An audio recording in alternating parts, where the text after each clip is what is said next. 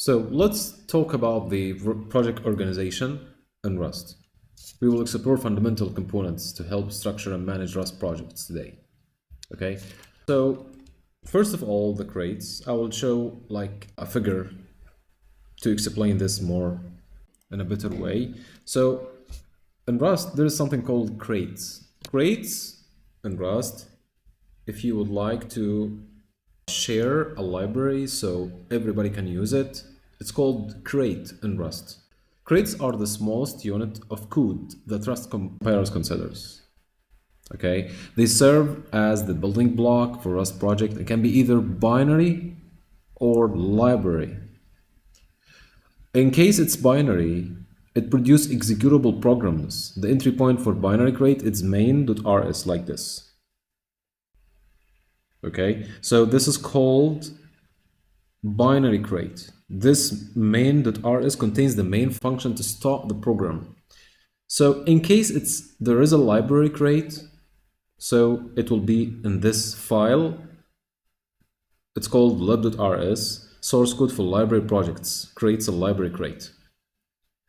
The library crate is like provide reusable code that can be used by other crates. And the entry point is lib.rs. Okay, there is something called modules, and this is an example. This is module. The modules in Rust used to organize code within crates. It's providing namespaces to facilitate code organization, maintenance, and visibility control. That's the module. Modules are created using mod keyword. So if you would like to use the utilities mod, if you would like to use it, you will use something called mod to call it. And when you call it by the mod keyword, you can use it. And we will take an example now. They can either have their own files or be declared in a mod.rs. So this module called module, when you put mod.rs file, that means this is a module. So you declare this directory is a module. Okay, so module declaration for the utilities module. Also, modules help in structuring large projects by allowing you to group related code together. For example, utilities module, database communication module, models module, which contains the data structure for the project and that kind of information. Okay. The other thing is that something called packages. So packages in Rust are a collection of one or more crates. Okay, so that's called a package. Okay, so it's managed by Cargo. This file is the manifest file defining package, metadata, and dependency. So this package, this directory called my project, it's a package. It contains something called cargo.toml. And the source code included in a file in a directory called source. Okay, and if this project is a binary project, it's created as a binary. That means the entry point is the main.rs. It can be configured to be something different, but that's the default. And in case this project is only library crate, so in this case you will not, there is no main.rs. The entry point is the lib.rs. And in case the project contains both, which means it's a binary crate and have some libraries, library crate or like that stuff. So the entry point for the library crate inside the binary project, it's lib.rs. Okay, so that's in brief. Package is defined by cargo.toml, contains the metadata about the package and dependencies, and the cargo.toml file specifies the package name, version, authors, dependencies, and other metadata. We'll take an example and show how this working. Okay. Let's take an example for this sample project. It's like an idea I did implement in a previous job, Rust project I did work with. But this repository is just showing the idea because it's a closed source. I cannot share, but I just implemented a simple repo for the idea, which is mock generator. Simply just if there is a struct which contains you would like to, mocking some data for this, you would like to do some tests, So each time, for example, if your struct have a name field, you need every time to type some name every time you need to test. So this mock will just generate randomized data based on each field for the struct and just return it back to you based on the count you want. So if you want 10 mocks of this object, it just returns a list of 10 mocks. I would like to share with you how this project organized. First of all, the cargo, this is, as we mentioned before, this is package. It's called mock generator. It contains something called cargo.toml file. Okay, so cargo.toml, here is the, inside the package tag, between these brackets, it's like, contains the metadata for this package. The name, mock generator, the version, the edition of the Rust, and you can add another data, another details. Okay, so here are the dependencies, which is the crates or the libraries I did use from the public crate repository. And just to remind you, it's called crates.io, so we can just simply go to crates.io like this, crates.io. It contains crates, list of crates. For example, if we take this fake it and we go here and just open it, maybe it's old library, maybe it's like removed or something, because let's take log is very popular, and just open it. So we have the information, Rust library providing lightweight logging. Okay, so that means those are the libraries from the public crate, and we can use it directly and use it inside our system. Okay, here are the entry point. As we mentioned before, the main contains this is executable project, so by default just you can use the entry point is the main.rs, okay, which contains the main function, and that's the outline, which means it contains, this file contains only the main function, which is the, I can say, the entry point of the project, and printing all these statements to show the functionality which developed here. Okay, so this, as we mentioned, is the library crate, entry point for the library crate, which means there is some crates, there is some modules we are calling and defining here. One called generator, models, and test. Generator, models, and test. And all of them defined as public because they will be publicly accessed, so I can from main just access them, or from others files. So now, for example, if we go to models, the module of models, it contains the struct for which we want like to mocking. It's called object and have 4 fields. Okay, now we have another module called generator, and this generator contains, if we check the outline, it contains emble object. So this contains methods for the object struct.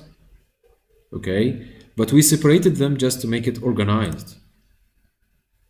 And now those are the mocks functions. This is a mock function, this is associated function, it's not a method, okay, but related to objects. So when you call it, you will call it like 2 semicolon, as we mentioned before, like for example object mock, like this. Here how we call it, it's not a method, so we need to initiate an object and then after that just call by dot like this. No. So let's back. That's the generator, that's the associated function called mock, and return a tuple. A tuple contains like a different type of data. Okay, so it contains a tuple. This tuple contains the object and the time it have been taken to generate this or mocking this object. And also it contains another associated function called mocks, which can mocks list of randomized objects. Okay, so And now we have also the test. The test is just do a test to make sure it's functional. And in the main, we have the functionality. You can just, it's running now because I did run it, but to show you how I did run it, simply cargo run. That's the simple command. Okay, so you can see here that I did two mocks, single mock and mock for many or list of mocks, and it's only two, so I can make different number, but just for simplicity. So that's the first mock, the cost, which is the in nanosecond, the cost in seconds, and the mocked object. That's the mocked object. It returns object contains ID. This is randomly generalized or randomized result. All the fields are randomized, like ID, name, index, code. Okay, and here also the list of mocked objects. The two objects are those. You can see they have different data in all the fields. This is another sample project to show you how it's organized. It's just a sample project in my repo for a CRUD operations with Rust, with database and like that. And actually, it's like a task I did before for a job interview. I didn't accept it, but I did enjoy this task. And I would like to share with you this cargo. This is the package, contains cargo toml. Here are more details. The package name, the author, okay, and the version of the package, and the edition of the Rust, okay. Dependencies contains the crates and libraries I did use. So Actix Web, this is a framework, very popular web framework by Rust, and all those are the dependencies, the crates and the libraries I am based on and I'm using in this project, okay. So let's go to the source code. Source code, that's the main entry for the executable, because this is executable but contains also library, okay, because it have modules. All those are modules, and we will see. That's the main project. I'm not going to into details because this is to just make it simple. The outline only that we have main function and we have initialize logging just to make like logging for the whole application so I can trace. Okay, so let's return back to the project structure. We have a library, the entry point for the crates and the modules, calling the modules. So public mod, and we calling how many modules? 1, 2, 3, 4, 5, 6, 7. 7 anti-testing in the last one, and just don't consider this now. But generally in the development, those are the modules I did use. DB, which contains the database module, which related to connecting to the database. You can see here the outline. It contains this type alias for this type and contains a struct, and this struct have imbil, and this imbil have associated function called get pool connection and another associated function get test pool to return back two databases, like two tables, one for test and one for working application.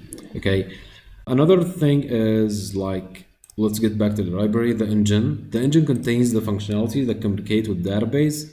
So before that, I would like to go to the models, because this is the base. It contains the structs which I'm using in the system, like the driver, like driver DTO for data transfer, and the others. I don't want you just to be confused about the details. I'm just giving you an overview. This model contains the structs which contained, and also I did implement some struct in the models. I did implement some like this. I did implement some methods. This is a method because it contains self, which means this will convert, actually will take driver type and return back driver DTO, whatever the details. But I would like to say this is a method implemented for driver. It's not associative function, okay. And also this is a method because it have at self. It will take the instance of this struct, and also here. Okay, so let's return back to the list of modules. We have the error module. We will have a session for the error. We have the handler. module, okay, handler module. It just contains it's for the web actually, just to, if there is like handler for the web app, go to this page, that page, or go to this API, that API. So when we go to the web development, we will get to know more information about this. But this is the outline. You can see here the functions. That's the main function, which can have all the routes for the web app, or the API. Okay. And also there is mocking. I did implement the mocking here for the objects. Okay. So like I can say enable for driver this mocks. Just this is a way of organization. I did enable driver for many files, but based on the file naming, I just put the enable. So enable driver in the models, it's just a method for converting from type to type. But the enable driver in the mocking, for enable driver in the mocking, it's just to generate mocks. It's associative function. Just take the count and generate many driver as much as I can, or as much as the user want, or the developer want. Okay. And another module, it's called the models, which we already going through. And the schema is something related to database. Don't be confused about this. And the engine, it contains the functionalities to communicate with database, and also have enable driver. The reason for that, this is the enable driver. It's also like, it's not methods, it's associative functions, but it's related to the communication with database, and like insert data, get data, like that stuff. So there are different ways to implement this, but I use this way here. Enable driver, just to collect the functionalities. Maybe you have driver struct, you have next some struct, different struct. So insert for driver different from insert for the other struct, and like that stuff. So it's different way of organizing. I'm just showing you how this can be implemented, how this is working, how it's going. Okay, so that's regarding the second sample I showed you regarding organizing Rust project and how to deal with this. Okay.